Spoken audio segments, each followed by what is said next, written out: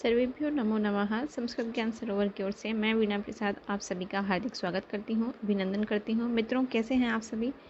आशा करती हूँ स्वस्थ होंगे, कुशल होंगे। और यदि थोड़ा सा भी सर्दी खांसी जुकाम थोड़ा सा हो रखा है तो थोड़ा सा काढ़ा वगैरह पीते रहिए और स्वस्थ रहिए और मस्त रहिए, पढ़ते रहिए ना। तो चलिए, आज आप सभी के समक्ष लेकर के उपस्थित हूँ मृच्छकटिकम, जो कि महाकवि शूद्रक की रचना है। किसकी रचना है? महाकवि शूद्रक की रचना है मृच्छकटिकम। ठीक है, ये हमारा मृच्छकटिकम जो है महाकवि शूद्रक की रचना है और ये हमारा एक प्रकरण ग्रंथ है। कैसा ग्रंथ है? ये हमारा एक प्रकरण ग्रंथ है और प्रकरण है चूँकि, तो इसलिए इसमें हमारे 10 अंक हैं। कितने अंक हैं? 10 अंक हैं। ठीक है, तो ये हमारा हो गया महाकवि शूद्रक कृत मृच्छकटिकम, जो कि प्रकरण ग्रंथ है, 10 अंक का है। और चलिए, अब इसकी कहानी जो है वो आप सभी के समक्ष लेकर के उपस्थित हूँ। तो ये देखिए, ये मैंने इसलिए लगाया है अपनी पीपीटी में ताकि आप लोगों को समझ में आ सके कि जो मृच्छकटिकम है उसका मतलब क्या है। क्षमता, मृच्छकटिकम यानी मिट्टी की गाड़ी। तो ये है हमारी ये तो खैर ओरिजिनल बैलगाड़ी जैसी दिख रही है, पर मिट्टी की बैलगाड़ी जो मृच्छकटिकम का तात्पर्य है, उसका तात्पर्य यही है कि बैलगाड़ी, मिट्टी की बैलगाड़ी। ठीक है, तो ये देखिए, ये है हमारा इसका प्रथम अंक की कहानी। तो ये देखिए, इसमें हमारे कितने प्रथम अंक है, कुल कितने श्लोक हैं? 58 श्लोक हैं और इसका नाम है अलंकारन्यास। अलंकारन्यास ही इसका नाम क्यों पड़ा? तो चलिए अब हम प्रारंभ करते हैं। इसको पढ़ेंगे तो हमें ज्ञात हो जाएगा कि अलंकारन्यास इसका नाम क्यों पड़ा। तो देखिए, सबसे पहले कोई भी ग्रंथ प्रारंभ होता है तो वो नांदी पाठ कहते हैं मंगलाचरण को ना। तो ये सबसे पहले प्रारंभ होता है तो किसी भी नांदी पाठ से या मंगलाचरण से प्रारंभ होता है। तो अब इसके बाद में क्या होता है? मंगलाचरण या नांदी पाठ के बाद प्रस्तावना आरंभ होती है। ठीक है, तो अकस्मात अपने घर में भोज का आयोजन देखकर सूत्रधार चकित हो जाता है और पूछने पर उसे नटी बतलाती है कि नटी कौन है सूत्रधार की, चूँकि सूत्रधार की पत्नी है नटी। ठीक है, तो वो अपनी पत्नी से ही पूछ रहा है। तो पत्नी क्या बताती है? अभिरूपपति नामक, ये एक मिनट मैं इसको इरेज कर देती हूँ, अभी दिख रहा होगा आपको ना। तो हाँ, अब देखिए, अभिरूपपति नामक व्रत की समाप्ति के बाद ब्राह्मण भोजन की वह तैयारी कर रही है। पहले तो यह सुनकर सूत्रधार जो था वो बहुत ही झुंझला उठता है कि अरे बताओ, पूछा भी नहीं और बोले ऐसे ब्राह्मण की भोज की तैयारी कर रही है मेरी पत्नी।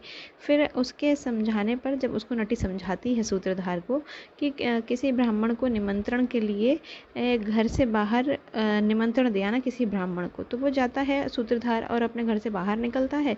तो उसके ही रास्ते में ही उसकी भेंट हो जाती है किससे? मैत्रेय जी से। मैत्रेय कौन है? मैत्रेय इस मृच्छकटिकम के विदूषक हैं। कौन है मैत्रेय? एक मिनट मैं यहाँ लिख देती हूँ। ये हैं विदूषक जी हमारे। ठीक है, जो कि चारुदत्त मुख्य नायक हैं और चारुदत्त के मुख्य मित्र हैं, प्रमुख मित्र हैं। ठीक है, तो ये हमारे मैत्रेय जी जो हो गए विदूषक। तो उनसे किसकी मुलाकात हो जाती है? सूत्रधार की। फिर साग्रह अनुरोध करने पर, सिद्धान्न भोजन और प्रचुर दक्षिणा के प्रलोभन पर भी जब मैत्रेय भोजन करने से इनकार कर देता है, तब अगत्या सूत्रधार किसी अन्य ब्राह्मण की खोज में निकल जाते हैं। सूत्रधार जो होता है वो मैत्रेय को बहुत कहता है कि भाई आप मेरे घर पर आना, आपको बहुत सारी दक्षिणा भी दूंगा मैं और बहुत सारा बढ़िया बढ़िया भोजन व्यंजन भी खिलाऊंगा। लेकिन मैत्रेय जो थे वो काम मानने वाले थे, उन्होंने मना कर दिया भाई कि नहीं नहीं, हम नहीं आ पाएंगे, हमारे पास थोड़ी समय की सीमा कम है, समय नहीं है हमारे पास। ठीक है, तो फिर जो होता है तो फिर वो किसी और ब्राह्मण को ढूंढता है सूत्रधार, फिर किसी और ब्राह्मण की खोज में निकल जाता है। फिर यहीं पर जो है प्रस्तावना हमारी क्या है? समाप्त हो जाती है। ठीक है, तो चलिए अब हम इसके आगे देखते हैं। अब इसमें प्रथम अंक का प्रथम दृश्य है, उसमें क्या बताया है? तो देखिए, विदूषक चारुदत्त के मित्र चूर्ण वृद्ध के द्वारा भेजा हुआ शाल लेकर आता है। शाल यानी जो शॉल वगैरह जो सर्दियों में हम लोग उड़ते हैं वो। चारुदत्त विदूषक को चौराहे पर मातृबलि अर्पित करने को जाने को कहता है। विदूषक रात में अकेले चौराहे पर जाने से डरता है। अब विदूषक जो है वो, क्योंकि भाई हंसी का पात्र है, हंसी ठिठोली का पात्र है, तो वो अकेले रात में चौराहे पर जाने से डर लगता है उसको कि भाई मैं अकेले जाऊँगा, कैसे जाऊँगा, क्या होगा, कुछ गड़बड़ ना हो जाए। तो इसलिए वो डरता है। क्यों? क्योंकि भाई मातृबलि देनी है इसलिए ना। तो चारुदत्त अपनी परिचारिका रजनिका को उसके साथ भेज देता था। परिचारिका के साथ में, चारुदत्त की परिचारिका कौन है? ये ध्यान रखिएगा, रजनिका। कौन है? रजनिका के साथ, रजनिका को उसके साथ भेज देता है। फिर उसके बाद क्या होता है? फिर उसके बाद जो है, ये देखिए अभी दिख रहा होगा आपको ना। फिर उसके बाद में जो है द्वितीय दृश्य में क्या होता है, राजमार्ग पर वसंत सेना का पीछा करते हुए शकार, विट और चेट प्रविष्ट हो जाते हैं। शकार के कथन से वहीं वसंत सेना ना को यह पता चल जाता है कि वे चारुदत्त के मकान के पास ही खड़ी है। शकार से बचने के लिए बड़े कौशल से वे चारुदत्त के घर में घुस जाती है। और इसी अंक के तृतीय दृश्य में रदनिका को लेकर मैत्रेय जब बाहर निकलता है तो शकार रदनिका को ही वसंत सेना समझकर पकड़ लेता है। क्रुद्ध होकर मैत्रेय उसे मारने दौड़ता है और विट उसके पैरों पर गिरकर क्षमा मांग लेता है। कुछ वाद विवाद के बाद शकार भी प्राणघातक धमकी देकर चेट के साथ लौट जाता है। तो ये देखिए हमने प्रथम अंक की। इसके चतुर्थ अंक दृश्य में क्या होता है, चारुदत्त अंधेरे में चुपचाप खड़ी वसंत सेना को रत्निका समझकर बालक रोहसेन को भीतर ले जाने को कहता है, किंतु वसंत सेना भीतर घुसने में हिचकिचाती है। इसी बीच मैत्रेय जो था रत्निका के साथ प्रवेश कर जाता है। तब चारुदत्त वसंत सेना को पहचानता है और वसंत सेना अपना आभूषण वहीं रख देती है और चारुदत्त उसे घर तक छोड़कर आता है। फिर उसके बाद क्या है, इस अंक में यह भी पता चल जाता है कि वसंत सेना काम देवतायनोद्यान में चारुदत्त को देखकर उसके प्रति अनुरक्त हो गई थी। अब इसका नाम, इस वाला प्रथम जो अंक है इसका नाम अलंकारन्यास क्यों पड़ा, क्योंकि जो जो वसंत सेना के जो आभूषण थे, तो क्या करती वसंत सेना अपना आभूषण जो होती है वो कहाँ रख देती, चारुदत्त के घर में रख देती। तो इसलिए क्योंकि इसमें आभूषणों की बात की गई है इसलिए ही इसका नाम अलंकारन्यास पड़ा है। ठीक है, तो ये हमारा, अब इसके बाद देखते हैं, और यहीं पर हमारा जो है प्रथम अंक समाप्त हो जाता है। फिर आता है हमारा द्वितीय अंक। द्वितीय अंक में क्या है, द्वितीय अंक में हमारे 20 श्लोक हैं। इसका नाम है द्युतकर संवाहक। द्युतकर संवाहक इसका नाम है। फिर द्वितीय अंक के प्रथम दृश्य में मंच पर मदनिका के साथ वसंत सेना उपस्थित होती है। चेटी के दुराग्रह के बावजूद वह अपने नित्यकर्म के लिए प्रस्तुत नहीं होती। मदनिका ने एकांत में जब उदासी और उद्विग्नता का कारण पूछा तब उसके सामने उसने चारुदत्त संबंधी अपना प्रेम व्यक्त कर दिया। वसंत सेना जो थी वो चारुदत्त से बहुत प्रेम करती थी। हालांकि चारुदत्त क्या था, चारुदत्त की गरीबी की ओर जब मदनिका ने संकेत किया तो उसका अनुराग कुछ और अधिक बढ़ गया ना। तो उसने चारुदत्त बहुत ही अच्छा व्यक्ति था और इसीलिए वसंत सेना जो थी, वसंत सेना गणिका है पर फिर भी वो चारुदत्त से प्रेम करने लग जाती है। क्यों? क्योंकि उसके गुणों के कारण, चारुदत्त के गुणों के कारण केवल।